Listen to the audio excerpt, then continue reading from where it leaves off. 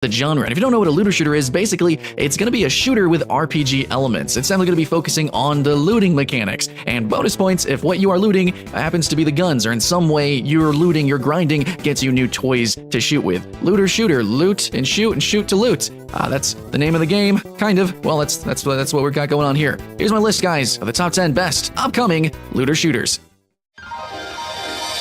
All right, hopefully you don't mind me lightning bolting through the first 5 because I really want to just elaborate on the final 5. So yeah, here's 5, I guess, that we got. Destiny 3, we know is upcoming, so, you know, as much hype as I can have for that with Destiny 2 being so middling as it is. Then we also have Borderlands 3, which I'm actually extremely excited for, though a little bit tapered off because of Gearbox and what it's been doing recently, but Borderlands 1 and 2 were kind of gold.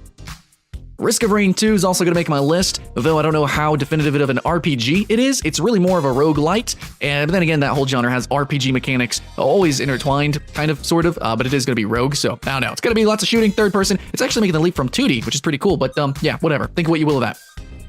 Then we got Survived By, which is, you know, right now it's a mixed reviews, early access, but for being an MMO and also a top-down shooter, bonus points though, because what you loot in this game are the different wands and swords and things, which can totally change how your bullets actually move. Sometimes they can have really weird additions like ricocheting or boomerang, and just a lot of very strange, fun modifications to the shooting because of the looting. And then we have Deep Rock Galactic, which is a super fun game, though, I mean, as grindy as it is and repetitive-ish as it is, it's not really like you're looting the guns directly. So you're just doing a lot of grinding, and then you get new toys later on eventually. So I don't know how much it actually fits on the list, but it's a game that I've been having a lot of fun with. So I don't know, does it meet a looter shooter? It's up to you guys.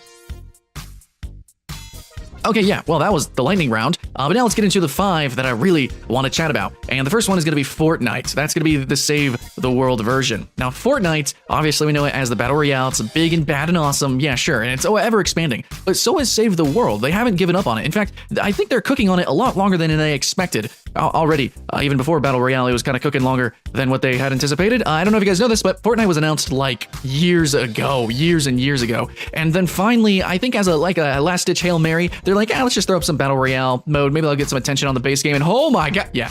Anyway, so Fortnite, the base game, is kind of a survivally, grindy game where you level up and you get new loots, new stuff. You fight, you shoot to loot. I don't know, it's not quite RPG exactly, which I think is really more of a defining mechanic to looter shooter, but at the same time, I've already put in a bunch of games that aren't quite RPGs. Hopefully that's acceptable, you know, because we are calling this a whole new genre. But anyways, I do think Fortnite, Save the World, maybe deserves a spot here, so yeah, I shouted it out. Next up, we got The Division 2, and I feel like I repeat myself too often in videos where I mention this because I don't have much experience with The Division exactly. Then again, I don't have experience with Fortnite Save the World, but hey, we're just chitter-chattering. This is about new games, upcoming games, and I don't know, like my hope and anticipation for this is that it brings back a nice even PvEVP. You know, that's the potential that this game has, that it can do, that it can pursue, and I want it to actually do that. I want it to be hardcore competitive, I want it to be serious, more biting, and I definitely want it to be more online than what I've seen and heard of the original Division. It just seems like The Division, what it pooped out as, was kind of half-baked. So maybe now the sequel, it's gonna be whole-baked. Well, that's all I got.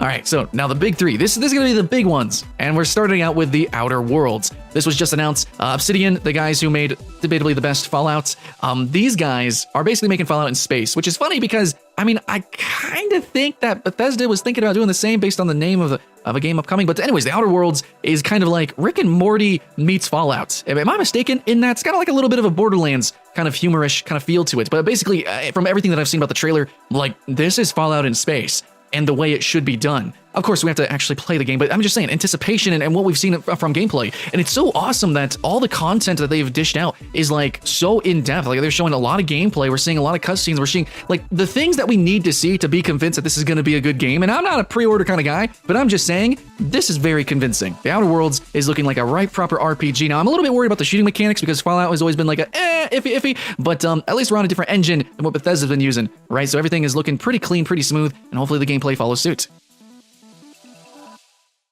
Number 2 on the list, which we've just ran through so far, is Cyberpunk 2077. Oh my god, okay, so I knew this was going to be an RPG. I didn't know how in-depth the RPG was going to be, and then I knew it was going to have shooting mechanics. Wow, I didn't know the shooting was going to be so intense, so ridiculous. So I think a game that merges RPG and shooting mechanics is really the definitive nature of what makes it a looter shooter. But Cyberpunk 2077, like with all these different perks and the ways that you can play, the different ways you can actually pursue through the different quest lines and the different areas and encounters, it's so cool to see weapons where like the bullets can freaking freaking curve around corners, and then we have like some like weird little gadgets and things like spider mechs, and of course the intertwining of the story. Oh man, it's having me scratching my head how in depth this can be, like how much loot is going to be in this game, how many different kind of weapons, how impactful some of these RPG mechanics are going to be. Like it looks like there's a good decent number of options, but how far does the rabbit hole sink? I think that's really the big impact of what makes a looter shooter fun, is how repetitive it can be or how deep the rabbit hole is with the loot. So hopefully there's a lot of content to be played here, but from what we've seen, even as shallow as it could be, it's gonna be pretty obscene. It's gonna be pretty good. And finally, I got my number one here for looter shooter, and I'm putting it number one despite some other games on this list probably being really good and probably being the best in their respective genres. But I just think Anthem is basically what you're thinking of new upcoming looter shooter. Anthem is essentially taking ideas from Warframe and Destiny, and of course a lot of other trending games, and maybe a number of games that are even on this list, and just packing them all together, and boom, there we go. We got that. It's I think kind of an in-between of the speed overall of Destiny and Warframe, but I think in the end, it's actually taken a lot of inspiration from Monster Hunter, where it's really focused on not quite as an MMO light, which we see from Destiny, and definitely more sincere of an RPG than what we see from Warframe, which is way more focused on the action in the ARPG. I think we're going to see something more like Iron Man meets Monster Hunter. And of course, it's still going to have that sort of MMO light style, or something that is reminiscent of the dynamic events, definitely more the dungeon nature that you might see in MMOs, but it's not going to be an MMO or even an MMO light. It's a cooperative game. You form a party, you jump in, and it's way more, yes, obviously a spectacle, and it's going to have an open world, and there's stuff to actually venture out into with that, but it's going to be way more focused on this sort of smaller and kept, more cooperative for sure, style of gameplay.